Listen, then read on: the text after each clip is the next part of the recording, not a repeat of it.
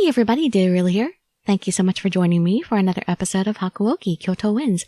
Today we're starting on Nagakura Shinpachi's route, our big old teddy bear.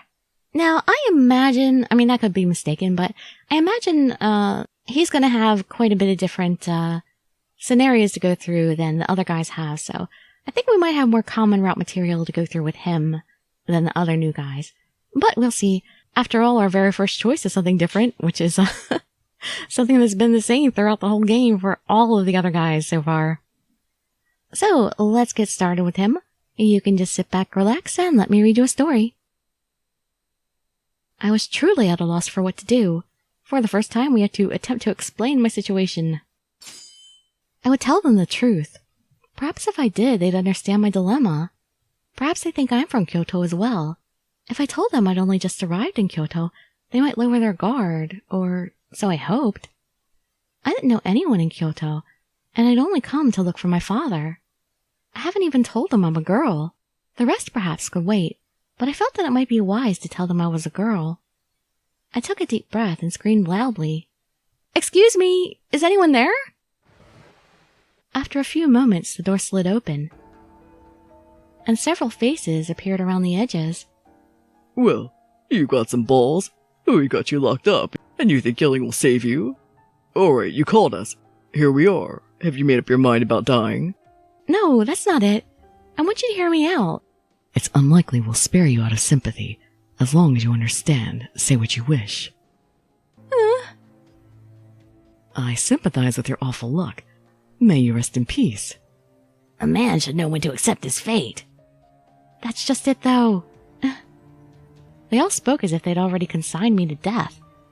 It was time to make my choice. I decided to tell them why I'd come to Kyoto. Although it sounded like she had already made up her mind to say that she wasn't a boy, but no, we gotta choose this. I turned to Saito. He was cold, but I hoped that meant he would hear reason as well. "I'm looking for someone. Unfortunately, I don't actually know anyone in Kyoto. I only got here yesterday afternoon." I don't know why that made him happy. "Then you are nothing more than a lone girl looking for someone to help you."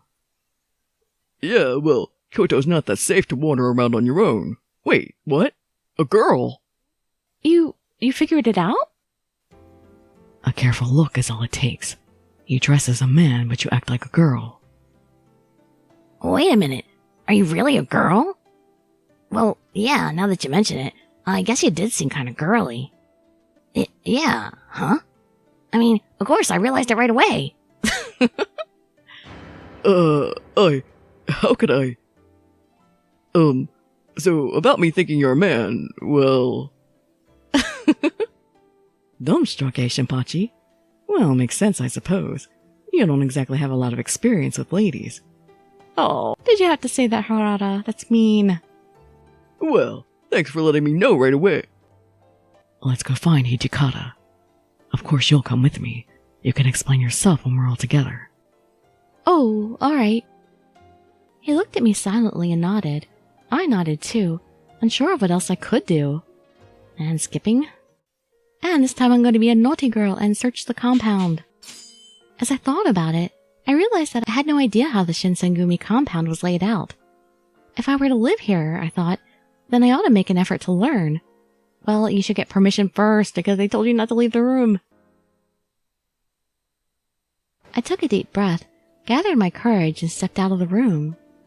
There's no one here. I looked around. The hall was utterly empty. Then again, since I snuck out of my room, it was probably for the best that no one had seen me. Still, I felt a little guilty about it. Perhaps I should have just stayed in my room. If I wandered around the compound, it was likely I'd see something I wasn't supposed to. I'd already stumbled onto one of the Shinsegumi's secrets the night I met them. I had no wish to do so again. Maybe I should reconsider. After some deliberation, I decided it was best to return to my room, but as I turned to walk back... Huh? From near the entrance, I heard something. Hide! Slowly, I peeked around the corner. Walking toward the door, looking as if they would prefer not to be seen, were Harada and Nagakura. "Oh!" "What?" "Can I come with you?" Maybe if they let me go outside, I could finally start looking for my father. Well, I don't really care, but I don't think you're going to have a lot of fun. Hey, no, you idiot, we can't take her. You don't have the right to anyway. Huh? Oh, right. We aren't supposed to let you out of the house, huh? Wait, are you even allowed to leave your room without an escort? Nope, I'm disobeying. Where are you going anyway? Yeah, change the subject, see if that works. No changing the subject. Oh, well, whatever. We're on our way to Shimbara if you really want to know. Shimbara? The name was familiar. Wait, isn't that the red light district? Nagakura shook his head between us and sighed. Come on, what are you doing telling a girl the truth about us going to Shimbara? You know me, I can't lie. Besides, it's not like we're up to no good or something. Not you, maybe. You're just coming to drink. Nagakura, are you, going for something other than alcohol? Well, yes, there's alcohol, but, girls pour drinks for you. Don't you want me to pour drinks for you?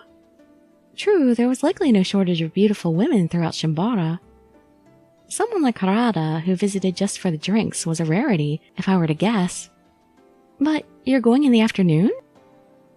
Isn't that every man's dream? To drink while the light and life of the day is young. Is it? I wouldn't know. Harada held a natural charm that seemed to shrug off any judgment over possible impropriety. Well, even so, I hardly think it's good to be drinking in the afternoon. Even if it was every man's dream, it didn't feel right to condone it. Two captains drinking during the afternoon would hardly help the Shinsengumi's low public opinion. Then again, perhaps it wasn't my business to think of the Shinsengumi's public reputation. Yeah, I see your point. It's not really proper to be screwing around so early in the day. Yes. Kyoto's been really dangerous lately, though. We're not free to roam at night like normal people. So the only time that you have is during the day. True. So, to hell with how appropriate it is. A man's gotta live. We're gonna party whenever we feel like it. That didn't really seem right. But even so, on some level, his absurd logic made some sense. After all, everyone needs to relax from time to time, especially if they have the worries of the Shinsengumi. And if they worked at night, then when else could they go but the afternoon? I was reflecting upon this when Toto walked in. Oh, Chizuru? Are you coming too? Well, I still haven't received permission to leave the house. I don't want Hijikata to get mad at me. I see. That sucks. You're going to Shimbara with them too then, Toto? Well, yeah. Look, Chizuru. You don't have to call me Toto, okay? It just feels kinda cold, you know? Well, what should I call you then? Just call me Heisuke, everybody else does. After all, we're gonna be seeing a lot of each other. And let's cool it with these uptight titles. We're practically the same age, so you can relax. Really? I just didn't want to be rude, Toto. Oh, there we go again. See, you're doing it again. Alright then, Heisuke. Right, you got it. So, what do you say we start over? Hello, Chizuru. It's a pleasure to meet you.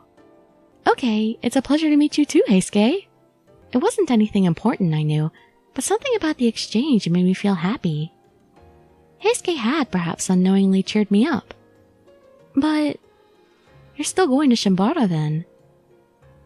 I mean, well, that was the plan. I'm not going there for the girls. I just want to hang out with the guys, you know? Oh. Well, maybe if you dressed up like a real woman, it'd be enough eye candy to keep us out of trouble. What? Yeah, hell yeah. You'd be real cute. Once stuff settles down, you ought to start dressing like a girl again. You guys, this is just so sudden. Yeah, they had this awesome Shimbara, episode in the Zuisoroku fan disc thing. I get to dress as a geisha, and each of the guys have their own scene. It's so cute. You can watch my playthrough of Zuisoroku to see those. And they all have interesting reactions to Chizuru's lovely geisha disguise. It was embarrassing for them to treat me like a girl all of a sudden, as if it just occurred to them. Dress like a girl? What should I tell them? No, I can't. I guess I have to be modest here. Their smiles confused me. No, I can't. Why not? We're only talking about a quick change of outfits. Easy. I know, but it's just that I'm not too comfortable with changing yet. Do we even have something to wear? Oh, I don't know why that endeared us to Sanosuke, but oh well. But that's cool. Well, that makes sense. Understood. We won't force it. What? Come on, Sano. Calm down, man. It's okay to let things be. Why is Nagakura in my face all of a sudden? Once we settled the topic on the appropriateness of my wardrobe, Nagakura shared his opinion. He wants to see me in women's clothes too. Look, Chizuru, you've got to see our side here. We dedicate every day of our lives to keep Kyoto safe. That's not a very convincing excuse. We risk our lives every day. We deserve to see you dressed up in pretty clothes. Despite my reservations, I understood the truth. They were partaking in normal activities for men. Besides, who was I to try and stop them in the first place? I certainly had no authority over them. While visiting pleasure quarters in broad daylight wasn't my thing, if their superiors took no issue. I was a guest of the Shinsengumi, and it would be rude of me to try and tell them what to do. But even so, they went out of their way to talk to me until I felt better about the situation. This showed they were good men, with nothing to hide. Well, that part's not exactly true. We haven't learned all their secrets yet. Alright. I suppose their reasoning made sense to me, and part of me was just envious of them. I too wanted to be free of the staleness in this compound and search for my father. I'll bring you back something. What sort of food do you like? Even though I was still turning the issue at hand in my head, the thought of food made me salivate. Alright then, I'd like some tangerines. Maybe we can eat them together tomorrow afternoon? Oh, that sounds good. See you then. As soon as Hijikata gives you permission to go out, we'll take you wherever you want to go. Well, thank you. But Heisuke, you don't need to worry, alright? Even if you couldn't take me out now, it's the thought that counts. Thanks for cheering me up. Thanks. So we'll be off now. Just as I waved to send those three off. Uh-oh. Just where do you think you're going? All of us nonchalantly turned our heads around to see Inoue pacing toward us. Ah, Chizuru, you kept them too long. Oh, damn it. It just had to be Gan, huh? Yikes. We're in for it now. Well, they all refused to make eye contact and fell silent, so I responded to Inoue in their stead. Well, I'm not going anywhere, but, I had no idea what else to say. Why'd you speak up in the first place then? Were they expecting me to cover for them? Well, you know, Gan, right? We were gonna go train, that's all. Heisuke quickly warmed to his excuse, as did Nagakura. Yeah, exactly. Like Keisuke said, I mean, it's such a nice day out, and the breeze is warm. Yes, what they said. After hearing their excuse, Inoue reacted. My goodness, you're all so diligent. We train together so rarely these days. Might I join you? So much for Shimbara. He looked honestly happy, pleased with the dedication of his fellows. Well... Oh, crap. Seeing as they were hopeless in getting themselves out of this, I decided to lend a hand. You guys are really going to go train? Just then, Heisuke opened his mouth. Oh man, I'm sorry. I wanted to train with you all, but I just remembered I had plans for today. You sneaky little thing, you. Plans? See, I already promised Chizuru I'd give her a tour of the headquarters, right? It was news to me. Oh, don't be dense. Come on, please, go along with me. He gave me a desperate somber look with eyes like a sad puppy. I had no choice but to go along. Yes, that's right. Yes. In fact, all three of them did. Oh my god, he actually has tears in his eyes. I can't believe they put tears in his eyes for this. Right? Totally. His eyes sparkled, and he grabbed a hold of my hand and began to walk off. Heisuke had cheered me up earlier, after all. Perhaps in this way, I was returning the favor. Hold on there, Heisuke. You really think you can... Before I could even finish, Harada interrupted, a mischievous grin appearing on his face. Ah, I gotta love that grin. But man, I want Shinpachi, not Heisuke. Oh, I'd better come too, Chizuru. Make sure none of the guys give you any trouble. Let Nagakura come too. Well, I suppose you have a point. Ah, I see. Well, Harada does have a point. I'll leave her in your care then. Alright, Shinpachi, shall we go? Oh, poor Shinpachi. I expected this from Heisuke, but you, Sano? I thought you were better than that. His knuckles turned white, and his face shook with exasperation. Time to go. Oh, so mean. What? Shin's got a bit of a short temper. Oh boy. Heisuke grabbed my hand, and Harada pushed me from behind, and soon we were moving away from the entrance at a rapid clip. You rat bastards, come back here!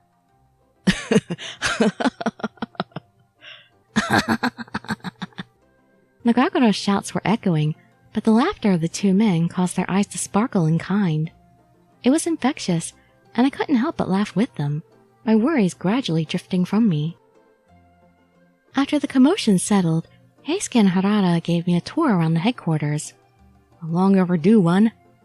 Nagakura alternatively had no such luck. I heard later that he and Inoue spent the rest of the day training, just the two of them. At the end of the day, I think he's a good man. And skipping.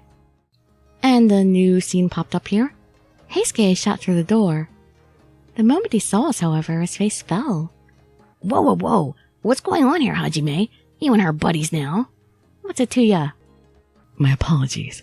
I was only here on business. Is that so? Well, it's time to eat. Let's go. If we don't hurry up, it's all gonna be gone. Okay. And skipping. And here, I had to go back to the old choices again though, quietly return to my room. This time join them on their rounds. And here I say, no I'm not. I'm not a warrior though, it's a long story. I see. Pardon me. I had no intention of prying. That was none of my business. Oh, it's fine. And skipping, so he didn't have much new to say for that different choice there. Now we're in Chapter 2, July 1864. I have to leave and search for my father. And once again, scope things out. Now I need to take care of Nagakura. But you're hurt. There's no way I can just walk away from that. I rushed to check his injury, but he gestured me to stay back. His troubled eyes met mine, and in them I saw eyes that witnessed his share of trying battles. His face was one of a warrior who was tired of fighting, but continued with honor and courage. I thought he enjoyed fighting, actually. Thanks, but you don't have to worry about me right now. Please check up on Soji and Heisuke for now. Just listen to me, man. True, Nagakura's injury wasn't life-threatening, and we have yet to know what's happened to Okita and Heisuke for now. Nagakura urged me once more, and I had to leave behind my concern and look for them. Got it. Nagakura, please be careful. Nagakura's encouragement allowed me to push forward up the stairs. Inside the room, there was no flicker of light. Okita? Heisuke? I called out for them, but received no response. Were they not here, or... My heart wrenched from fear of the thought. Someone. Heisuke? Heisuke! His forehead was gushing blood, and he lay there collapsed on the floor. In the next room, Okita was hunched over on the floor throwing up blood. I checked both of them to make sure they were breathing, and strapped cloth around their wounds, laying them gently onto the floor. I was desperately administering their emergency first aid when I heard someone running from the bottom of the stairway. It seemed like Hijikata's troops, who were at the Shikoku Inn, came to reinforce us here. Oh, thank goodness. Thanks to Saito and Harada's good work, the Ronin from the Ikeda Inn were dealt with. After making sure Okita and Heisuke were carefully carried off, I went downstairs. Back to Nagakura. Now let me look at your hand. It seemed for now like the matters at the Ikeda Inn were resolved, a temporary moment of peace. However, the horrors from the battle haunted each corner of the inn. Downstairs, Nagakura popped out with his uniform in tatters. Oh, there you are. Thanks for finding Soji and Heisuke earlier. Yamazaki told me how great of a job you did treating them. You're real quick. Oh, please, it was nothing. I mean, I dealt with many injuries back in a... Hey! Nagakura, show me your injury. Huh? Oh yeah, I forgot about my injuries. Doesn't look too bad, huh? Nagakura lifted his left hand, still dripping from the open wound. This injury's nothing. There are plenty of men around me that have way more serious injuries, so go help them out. I told him... No, show me your hand right now, young man. No, Nagakura, I'm not leaving you here with that injury untended. Show it to me. Don't make me nag you. He chuckled nervously, likely because I furrowed my brows to him and wouldn't take no for an answer. You think crap, you think so? Well, if you insist. Do you want to check it out for me? Nagakura gingerly approached the staircase to sit, lifting his bloody left hand to me. And we get a picture. I get to wrap it up for him. Look at you. This is a pretty bad injury. How are you able to fight with this? Doesn't bother me when I'm fighting. I want to see how bad the injury is. This might hurt a little, but I'll be gentle, okay? Oh, that's totally fine. You can check it out all you want. Ouch! I'm sorry, but I don't think it hit the bone, so let's treat this thoroughly when we get back. I cut a piece of my handkerchief and wrapped it around Nagakura's left hand. This is all I can do for the time being. Sorry. Thanks, Chizuru. When you were first brought to headquarters, I doubted you a lot, didn't I? Even still, you stayed with us and worked up the courage to join us on the battlefield. I'm really thankful for you, you know that? I hope you keep staying with us. Thank you. That means a lot to me. Right back at you, Nagakura. He is not going anywhere, at least not anytime soon. And skipping time? This time I say that I want to come. And this time we're going to head to Mount Tenno, dealing with the Hamagori Rebellion. This is going to be unpleasant. There was no question. I would go with Hijikata and chase after Ronin heading for Mount Tenno. Despite Fushimi being quite a distance away, soldiers moved at a rapid pace. It was hard for me to keep up, and I was beginning to run short of breath when I saw... someone. He was standing in front of us, shadows obscuring his face and clothes, cloaked in a strange aura. Hijikata seemed to sense it too, and he motioned for the men to halt. The Shinsengumi stopped, save for one man who was either too excited or too foolish to heed the commander. Unfortunately for him. Gah! I saw a momentary flash of steel as the man yelped. Hey, what the hell is this? You okay? The man just laid there, unresponsive. I could see thick red blood already beginning to pool around him. Taken aback at first by the sudden attack, the men all turned now to glare at the stranger. Judging by those jackets, you're the Shinsengumi. Huh.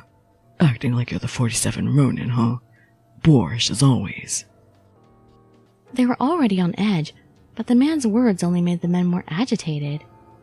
I'd heard from the men that they had their reasons for wearing their uniforms. They wanted desperately to pay the strange man back for his taunts and for attacking their brother, but they knew now was not the time for revenge. First, you got in my way at Ikeda, and now you're all trying to play the good guy around here. So, the peasants haven't had their fill of defeat yet. Excuse me, you aren't even samurai, are you? I'd turn back if I were you.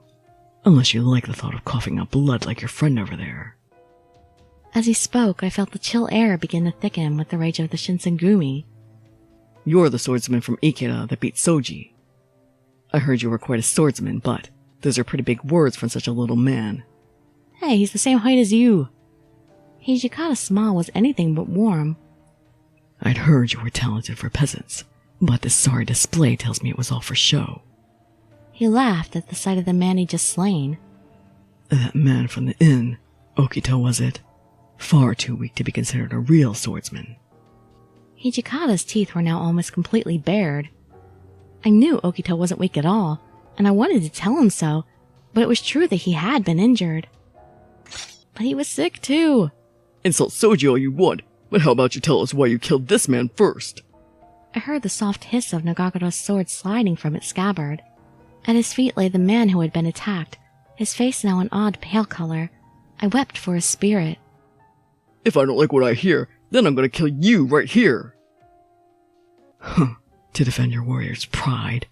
The shogun says jump and you say how high. Why are you pursuing men who have lost and fled the battlefield? Don't you know they've already fled to Mount Tenno to take their own lives? What? Was he telling the truth? Did the Choshu men commit honorable suicide? In other words, seppuku. I looked over at Hijikata and the rest of his men, but not one of them looked surprised. The man in front of us was trying to stop the Shinsengumi in an attempt to protect the pride of the Choshu samurai, which is what had upset him. From his point of view, I could see why he felt right in what he was doing, but that gave him no right to kill someone just to prove a point. Is it really alright to take a man's life for the sake of someone else's pride? Only you can protect your own pride. Letting others control the value of something important to you will only hurt you later on. How can someone else keep their pride if they expect someone else to fight for it? Your sentiment has some truth to it. Or are you saying I should simply allow the Shinsengumi to pilfer any pride the Choshu have left just to gain merit for arresting them? He did not sound amused. No, that's not really what I meant, but... Under that crimson glare, my voice trailed off. Pathetic. I thought you were trying to make some kind of point, stranger. But you're just whining like a petulant child. This is war, you idiot. What? The man spoke through clenched teeth, and the knuckles of his sword hand turned white. They started a pointless fight, didn't have the balls to see it through, then ran away with tails tucked. These cowards don't deserve honor. They're all spineless traitors. You think a man like that deserves an honorable death? They'll all die with their goddamn guts and heads in the dirt. You mean to say they should have been prepared to die for their cause when they went to war? Yeah, pretty much. That's what war means. Anybody who decides to go to war and doesn't expect people to die, kinda didn't really think things through in the first place. Any man who starts a fight he isn't willing to die for doesn't know what it means to be a warrior. And doesn't have any sense in their head either. Let's say they do have some scrap of pride left. Wouldn't dying in battle be better than dying on your own sword? Hijikata's own concepts of pride and honor was not something he could easily compromise. No matter how long he and the stranger spoke, I also knew that they would never see eye to eye. Oh boy. Hijikata drew his sword from its scabbard, and I saw Nagakura drop into a fighting stance. Hijikata's eyes narrowed, and after muttering something angry under his breath, Nagakura stepped back and put his blade back in its sheath. Is he deferring this fight to Hijikata as a one-on-one? You don't look like a coward to me, so I figure you're ready to finish what you started when you killed one of my men.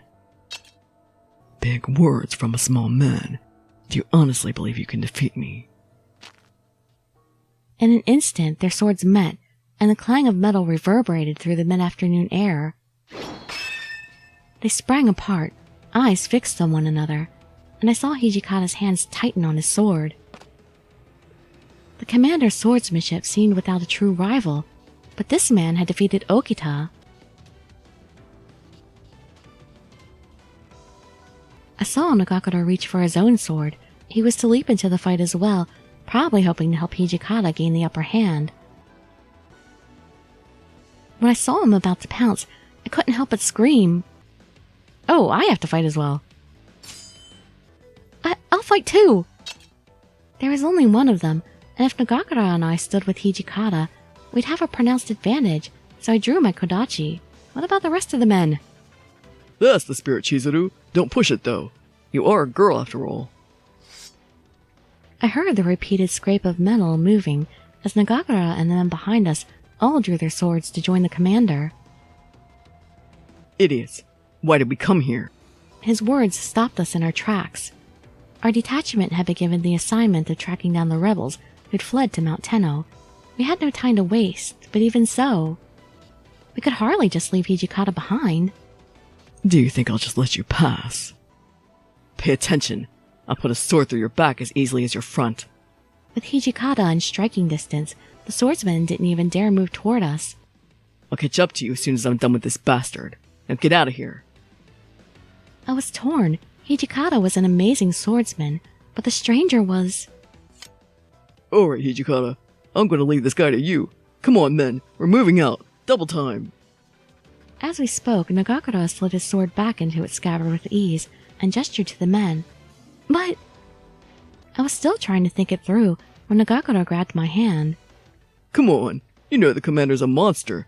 Even if this chump hurt him, he wouldn't die. His words calmed me a little. Right. Without looking back, I kept running, as if Nagakura was dragging me. I'd have thought Kazuma would still try to stop everybody from passing him.